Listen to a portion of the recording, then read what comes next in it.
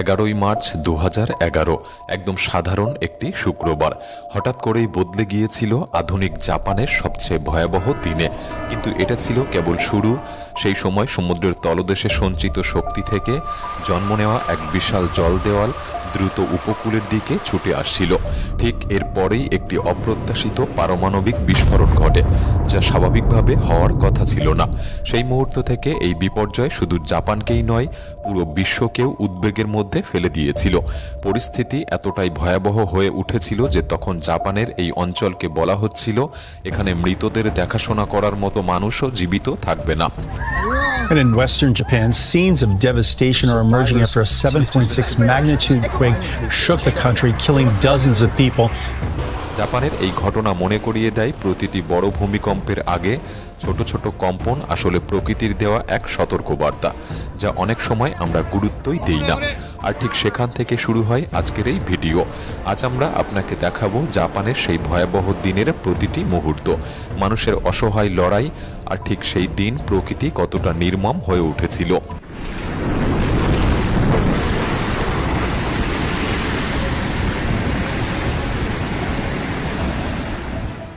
যা শুনলে আজও বুকের ভেতর কেঁপে ওঠে। তাই ভিডিওটি সম্পূর্ণ দেখার অনুরোধ রইল। আর নতুন বন্ধুরা অবশ্যই পাশে থাকা সাবস্ক্রাইব লেখাটি প্রেস করে বেল আইকনের অল অপশন সিলেক্ট করুন। 9ই মার্চ 2011 বড় বিপর্যয়ের ঠিক 2 দিন আগে প্রথম সতর্ক সংকেত দেখা গিয়েছিল। সেই দিন সকাল 11:45 সানরিকু উপকূলে 7.2 মাত্রার একটি ভূমিকম্প হয়।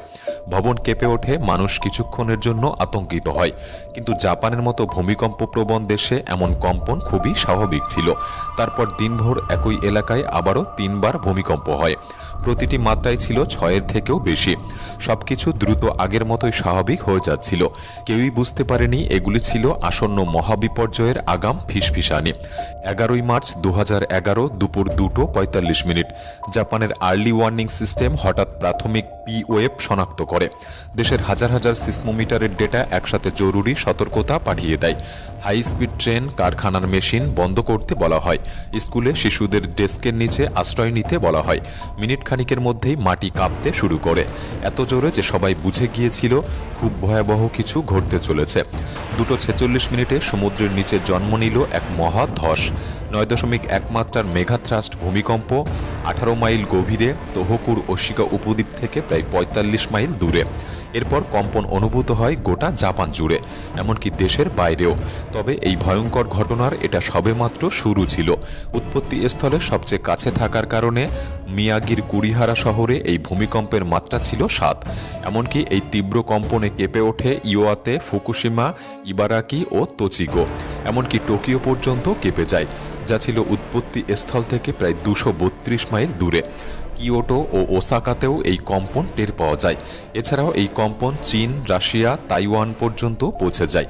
কম্পন এতটাই শক্তিশালী ছিল যে পুরো পৃথিবীর সিসমোমিটার একসাথে তার রেকর্ড করতে পেরেছিল। এমনকি পৃথিবীর ঘূর্ণন অক্ষ প্রায় 7 সেন্টিমিটার দুলে উঠেছিল।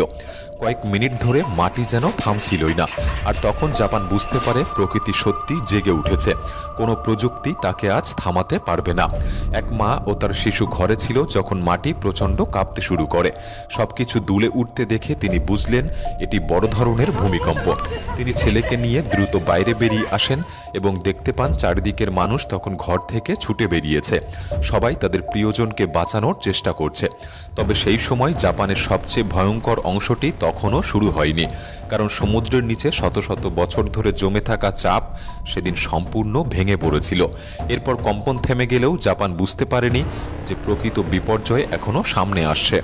জাপানের মূল দ্বীপ হনশু পূর্ব দিক থেকে প্রায় 8 ফুট সরে গিয়েছিল। উপকূলের অনেক অংশ 3 ফুটের মতো নেমে গিয়েছিল সমুদ্রের ভেতরে। আধুনিক ভবনগুলির বেশিরভাগই টিকে গেলেও পুরনো অনেক স্থাপনা ভেঙে পড়ে।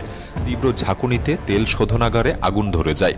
কসমো অয়েল রিফাইনারির আগুন কয়েক দিন ধরে নিয়ন্ত্রণে আনা যায়নি। আকাশ কালো ধোঁয়ায় ঢেকে গিয়েছিল। এলাকার প্রায় 200 জন মানুষ ভূমিকম্পেই প্রাণ হারিয়েছিল। ক্ষয়ক্ষতির পরিমাণ ছিল প্রায় $200 বিলিয়ন। তবে এরপর অনেকেই ভেবেছিল সবচেয়ে খারাপ সময়টা হয়তো পার হয়ে গেল, কিন্তু শান্ত দেখানো প্রশান্ত মহাসাগরের নিচে তখন আরেকটি দানব জেগে ওঠে। ভূমিকম্পের কিছুক্ষণ পরই সমুদ্রের জল অস্বাভাবিকভাবে ফুলে উঠতে শুরু করলো, আর এটাই ছিল সুনামির প্রথম ইঙ্গিত। দুপুর 2:49 জাপান মেটিওরোলজিক্যাল এজেন্সি সুনামি সতর্কতা জারি করে। প্রথমে ধারণা করা হয়েছিল সর্বোচ্চ ঢেউ হবে 20 ফুটের মতো, কিন্তু ইওয়াতে উপকূলের জিপিএস যা দেখালো ভয়াবহ মাত্রা। সমুদ্র যেভাবে আর যত দ্রুত উঁচু হচ্ছিল তা কোনো সাধারণ ঢেউ ছিল না, এটা ছিল জীবন্ত এক জল দেওয়াল, যা কয়েক মিনিটের মধ্যেই জাপানের উপকূলে আশ্রে পড়তে যাচ্ছিল। জাপানের আবহাওয়া দপ্তর দ্রুত দ্বিতীয় সতর্কতা জারি করে জানালো যে মিয়াগি উপকূলে ঢেউয়ের উচ্চতা 30 ফুট পর্যন্ত পৌঁছাতে পারে, আর ইওয়াতে ও ফুকুশিমায় 20 ফুট পর্যন্ত পৌঁছাবে। 3:21 26 ফুট উঁচু এক বিশাল ঢেউ আঘাত করে ইওয়াতে প্রিফেকচারের মিয়াকো শহরে, যা ভূমিকম্পের কেন্দ্রস্থলে সবচেয়ে কাছাকাছি ছিল। সানরিকো উপকূলের গভীর ভি আকৃতির উপসাগর ঢেউয়ের গতি আরও বাড়িয়ে দিয়েছিল, ফলে সেখানকার আঘাত হয়েছিল আগেভাগে এবং আরও বিধ্বংসীভাবে। এর আগে 1933 ও 1960 সালে সানরিকো অঞ্চল মারাত্মক সুনামির ধাক্কা খেয়েছিল। সেই অভিজ্ঞতা থেকেই উপকূল জুড়ে শক্তিশালী সি ওয়াল তৈরি করা হলেও এই দিনের ঢেউ এত উঁচু ছিল যে সহজেই সেগুলির উপর দিয়ে চলে যায়। বিশাল জল দেওয়াল উপকূলে ধেয়ে এসে গাড়ি, নৌকা, ঘরবাড়ি সবকিছুকে খেলনার মতো ছিঁড়ে নিয়ে যায়। এক ব্যক্তি সাইরেন শুনে বাড়ির বাইরে বেরিয়েছিলেন হাতে ক্যামেরা নিয়ে, কিন্তু সামনে যা দেখলেন তার জন্য তিনি মোটেও প্রস্তুত ছিলেন না। সমুদ্র অকল্পনীয় গতিতে এগিয়ে এসে মুহূর্তের মধ্যেই পুরো এলাকা গিলে ফেলছিল। তিনি দ্রুত উঁচু জায়গায় উঠলেও বুঝতে পারেন তা যথেষ্ট নয়। জল ক্রমেই বাড়ছে আর ঢেউ ঘরবাড়ি সবকিছুকে টেনে নিয়ে যাচ্ছে। তিনি কোনোভাবে বেঁচে যান, তবে এর মাত্র 100 মাইল দূরে আরেকটি বিপদ তখনও তৈরি হচ্ছিল, যা গোটা দেশের জন্য একটি দুর্ভাগ্য ছিল। 3:22 উপকূলে একের পর এক অঞ্চলে আশ্রে পড়া বিশাল ঢেউ আওমরি থেকে চিবা পর্যন্ত প্রতিটি শহর প্রচণ্ড ধ্বংসের মুখে পড়ে। ভবন, বন্দর, ঘরবাড়ি সবকিছুই জলের জোরে ছিন্নভিন্ন হয়ে যায়। জাপানের শক্তিশালী সি ওয়ালগুলি সুনামির ওজন ও শক্তির সামনে দাঁড়াতেই পারছিল না। কিছু জায়গায় ঢেউ উঠছিল 3 তলা বাড়ি সমান। কেসেননুমারের কাছে কাবরি নিতারোতে জলের উচ্চতা পৌঁছেছিল 124 ফুটে, আর মিয়াকো সিটির ওয়াফুনাতো অঞ্চলে তা প্রায় 131 ফুটে। জাপানের ইতিহাসে এটা ছিল সর্বোচ্চ সুনামি ঢেউ। এত বিশাল ঢেউয়ের সামনে অনেকেই আর পালানোর পথ পায়নি। জাপান টিভির দৃশ্যগুলিতে দেখা যায় পুরো শিপিং কন্টেনারগুলি যেন ধুয়ে যাচ্ছে, আর বাড়িঘর টিনের বাক্সের মতো ভেঙে পড়েছে। 3:25 উপকূল জুড়ে ধ্বংসস্তূপ ছড়িয়ে যায়।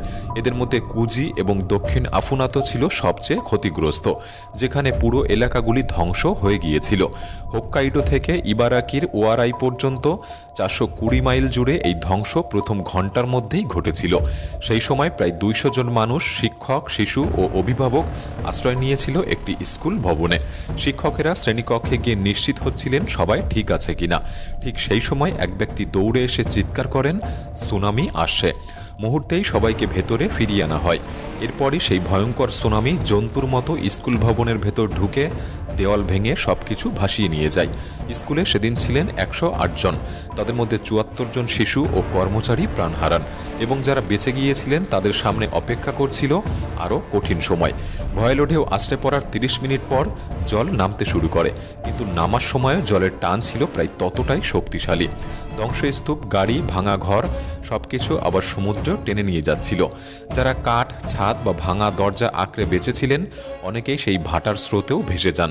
যারা উঁচু জায়গায় দাঁড়িয়েছিলেন কেবল দেখছিলেন তাদের ভেঙে যাওয়া ঘরবাড়ি সমুদ্রে মিলিয়ে যাচ্ছে। দিন শেষে জানা যায় 18,000-এরও বেশি মানুষ সেদিন প্রাণ হারিয়েছিলেন, যাদের হাজারো মৃতদেহ কখনোই উদ্ধার করা যায়নি। পুরো শহরগুলি মুছে গিয়েছিল, চারদিকে শুধু নীরবতা আর ধ্বংসস্তূপ। 2 ভাই তাদের পরিবারকে খুঁজতে ধ্বংসস্তূপ ঘাঁটতে ঘাঁটতে শেষ পর্যন্ত খুঁজে পেয়েছিল তাদের মাকে। গাড়ির ভেতর নিথর অবস্থায় পড়ে আছে, এবং তার পাশেই পড়েছিল তাদের ছোট ভাগ্নে ও ভাগ্নির নিথর দেহ। তবে মহাভয়াবহ এই সুনামি শুধু জাপানেই থামেনি। কেন্দ্র থেকে ছুটে বেরিয়ে এটি ঘন্টায় প্রায় 500 মাইল গতিতে প্রশান্ত মহাসাগর পেরিয়ে হাওয়াই, আলাস্কার দ্বীপপুঞ্জ, ক্যালিফোর্নিয়া এবং ওরেগনের উপকূলে আঘাত করে। কয়েক ঘন্টার মধ্যেই বন্দর ভেঙে শত শত নৌকা ধ্বংস হয়, আর ক্ষয়ক্ষতির পরিমাণ কয়েক কোটি ডলারে পৌঁছে যায়। এমনকি 18 ঘন্টা পরে আন্টার্কটিকাতেও এই ঢেউ পৌঁছে বরফের শেল্পের অংশ ভেঙে দেয়। কিন্তু এর মধ্যেই জাপানের সামনে উঠেছিল আরও ভয়ঙ্কর এক সংকট, ফুকুশিমা দাইইচি পারমাণবিক বিদ্যুৎ কেন্দ্রে। ভূমিকম্পের পর বিদ্যুৎ চলে যায়, জেনারেটর চালু হয়েছিল ঠিকই, কিন্তু 49 ফুট উঁচু সুনামির ঢেউ প্ল্যান্টের 19 ফুটের দেওয়াল টপকে ভেতরে ঢুকে সব জেনারেটর ও বৈদ্যুতিক ব্যবস্থা নষ্ট করে ফেলে। মুহূর্তের মধ্যেই পুরো স্থানটি অন্ধকারে ডুবে যায়, আর রিয়্যাক্টরগুলির তাপমাত্রা দ্রুত বেড়ে উঠতে থাকে। পরিস্থিতি নিয়ন্ত্রণের বাইরে চলে যাচ্ছে বুঝে সরকার দ্রুত এলাকা খালি করতে শুরু করে, তবুও তাপমাত্রা কমেনি। পরদিন প্রথম রিয়্যাক্টর বিস্ফোরিত হয়, তারপর দ্বিতীয় ইউনিট আর একাধিক রিয়্যাক্টরে আংশিক মেল্ট ডাউন ঘটে। চতুর্থ ইউনিটে আগুন ধরে যায় এবং রেডিয়েশন ছড়াতে থাকে চারিদিকে। ঠিক তখনই সামনে আসে একদল মানুষের গল্প, যাদেরকে বলা হয় ফুকুশিমা 50। তারা সৈনিক ছিল না, ছিল সাধারণ কর্মী, টেকনিশিয়ান, ইঞ্জিনিয়ার, যারা জানতো ভেতরে থাকা মানে প্রায় নিশ্চিত মৃত্যু। তবুও তারা ভেতরেই রয়ে গিয়েছিল। রিয়্যাক্টরগুলি ঠান্ডা করার শেষ চেষ্টা তারা চালিয়ে গিয়েছিল। তাদের সাহসী সিদ্ধান্তের কারণেই পরিস্থিতি আরও হয়তো ভয়াবহ হতে পারত, কিন্তু সেদিন জাপান রক্ষা পেয়েছিল। এই বিপর্যয়ে হাজার হাজার পরিবার শেষ হয়ে যায়। অনেকেই তাদের প্রিয়জনকে হারিয়ে বছরের পর বছর ধরে অপেক্ষা করে গেছে। অনেকের দেহাবশেষ আজও পাওয়া যায়নি। বিশাল এলাকা জুড়ে রেডিয়েশন ছড়িয়ে পড়ে 1 লক্ষেরও বেশি মানুষ তাদের বাড়ি হারিয়েছিল। ফুকুশিমা দুর্ঘটনা আজও ইতিহাসের সবচেয়ে ব্যয়বহুল পারমাণবিক বিপর্যয়। ক্ষতির পরিমাণ ছিল $180 বিলিয়ন বেশি, এবং 2011 সালের এই তোহোকু ভূমিকম্প ও সুনামি জাপানের ইতিহাসে সবচেয়ে শক্তিশালী প্রাকৃতিক বিপর্যয়। 1,20,000-এরও বেশি ভবন ধ্বংস হয়ে গিয়েছিল, প্রায় 20,000 মানুষ মারা গিয়েছিল, এবং হাজারো মানুষ আজও নিখোঁজ। মোট ক্ষতি দাঁড়ায় $235 বিলিয়ন। মানব ইতিহাসের সবচেয়ে ব্যয়বহুল প্রাকৃতিক দুর্যোগ। আজ হয়তো জাপান আবার ঠিকই দাঁড়িয়েছে, কিন্তু 11ই মার্চ 2011 তার স্মৃতি এখনও পৃথিবীর বুক কাঁপিয়ে দেয়। এই ভিডিওটি তৈরি করা শুধুমাত্র বাংলাদেশের বর্তমান ভূমিকম্পের পরিস্থিতি এবং জনগণকে সতর্ক করার উদ্দেশ্যে। আপনার কি মতামত আমাদের কমেন্ট বক্সে লিখে জানাতে পারেন। ভিডিওটিতে একটি লাইক করতে পারেন, চ্যানেলটি সাবস্ক্রাইব করে রাখতে পারেন। তাহলে দেখা হচ্ছে পরবর্তী নতুন একটি এপিসোডে। ধন্যবাদ।